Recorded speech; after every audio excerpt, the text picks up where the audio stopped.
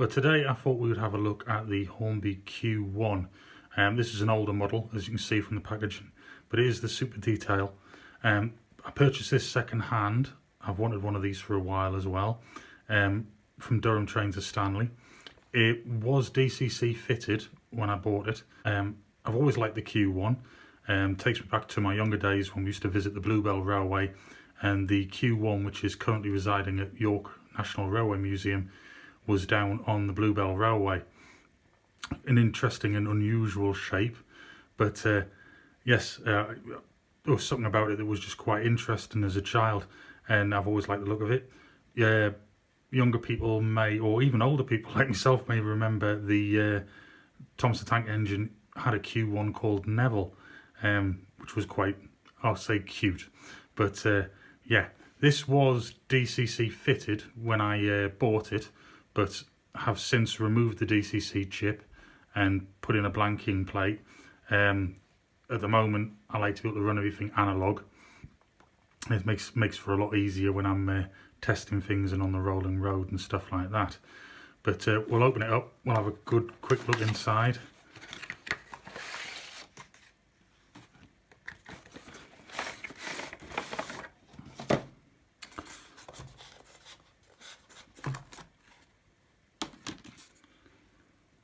So if I just take the loco out of the packaging, we'll be able to see there is a bit of polystyrene just inside. I haven't got anything to hand to take that out, but there is a bit of polystyrene that has made its way into the locomotive wheel there, and I'll have to get that out.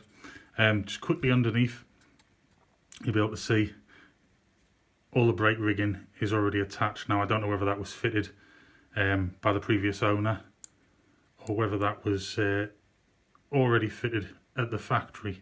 Let's have a look. There's another piece of polystyrene there as well. So we've got these lovely wheels, these bullied wheels, so recognisable. The amount of rivet detail on this is incredible. I mean, it's certainly not a new model, but it's not an old model, but it's certainly got some detail, so it would explain the super detail branding on it. The amount of separately fitted detail underneath here and these the pipe work, all of this is incredible. Even if we go round to the smoke box there, these handrails here all separately fitted. And this pipe work here, absolutely gorgeous. Really, really does stand out. Now, like I said, this was second hand, so there are a number of things that aren't necessarily right. And one of the first ones, it's not something I can't fix, but you can see the steps here. However, they are missing from the other side.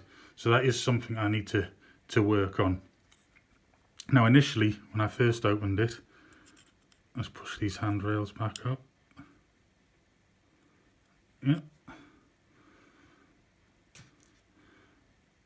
When I first opened it, I was taken back by how the detail in the cab had been painted up and really stands up. And I don't know how well this will actually show up, but even the dials in the centre of them, you can just make out the markings on them. So it's an incredible amount of detail there. Well, I believe there is an incredible amount of detail there inside the cab. When I first opened it, I thought to myself, oh no, it's got a Ringfield motor in the tender. But it's not, it's purely for pickups. Got a separate set of pickup connectors at the top and the bottom, which I'll show the tender in a minute. But beautiful loco. It's a very strange shape. It really stands out. I do believe there's only one still left preserved, and that is the one that's currently residing at the National Railway Museum at York. So I'll just put that down there. Try and get this tender out. So there we go. So British Rail early crest. Could do with a little bit of a clean, I suppose, this tender, but then it may well get weathered in future. Now, all the extra detail on the tender here is just phenomenal. All this separately fitted detail. Sprung buffers again, pipes are on. This time we've actually got the steps, but they are incredibly delicate, as you can see. This wasn't an expensive model, it was really rather reasonable, which I think reflects the little bits of work I need to do to it, but it's nothing major. It's a nice coal load, and we've got this little bit down here where the fireman's tools can all lie down as well. Absolutely brilliant. Plenty of rivet detail on here, and more importantly we've got them bullied wheels again, very distinctive. Quite a lot of detail here in the cab end of the tender, and with the brakes and things like that, and I absolutely love the doors. That's not something in here when I was modelling in younger days, it's not something you used to see a lot of. Was the actual doors that went across the cab from the tender.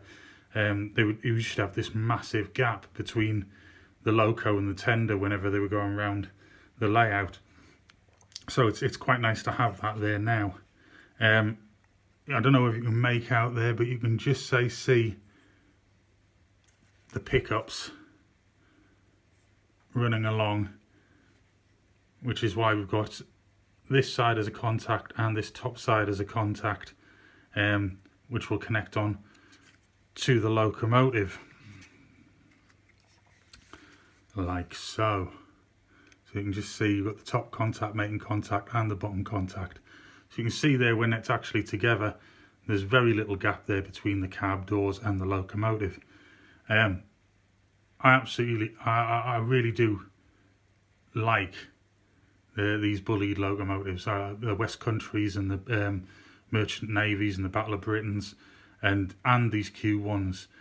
This is something very, I don't know, different, or something very sort of like standoutish about the loco.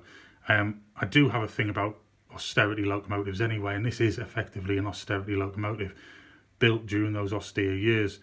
Bit like your War Department 280s, 210s, as well as your J94s, things like that.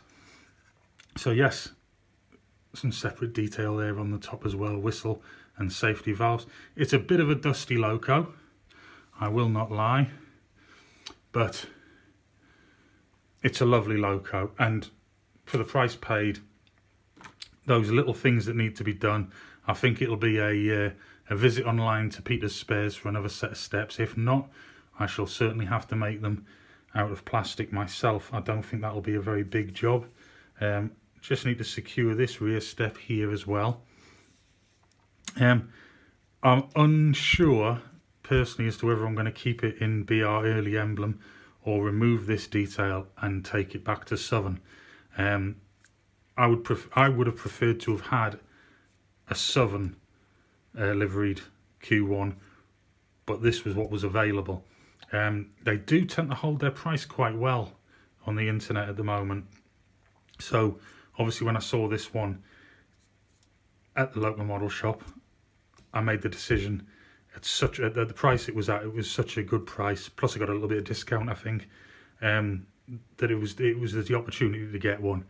I've looked at them for years, but like I say, they hold their price. So if other things come along that are more important or take priority, they tend to, this sort of thing gets put to one side. But it's an absolutely great logo. Pulling power is amazing. It's got a lot of weight behind it, so I can thoroughly recommend, if you haven't got a Q1, get yourself a Q1. There's a lot of history behind them, and to be quite honest, it's amazing that one of them has made it into preservation. It would be nice to see that running again, but I suppose it's not everyone's cup of tea. Maybe it's limited to the sort of things that people that would want to see it and what lines it could run on. But I find it's a very interesting loco. I have a tendency to like not the norm, if you know what I mean. And yes, so thanks for watching. You'll have seen a little video at the very beginning with it just running around. At the time of filming, it's December, so as I've said, I think in other videos, whilst we've got decorations up and things are being moved in the house, I don't really want to be running locos on the test track just in case anything gets damaged. But I'll be back soon and with another loco, so hopefully you'll tune in to see us then. Thanks for watching. If you enjoyed the content today, give it a thumbs up. Please leave a comment if you want to. I do enjoy reading the comments. I try to reply to everything that I get. If you want to stay up to date with any future videos, don't forget to subscribe. Press that little bell icon and you'll get notified straight away every time a video is uploaded.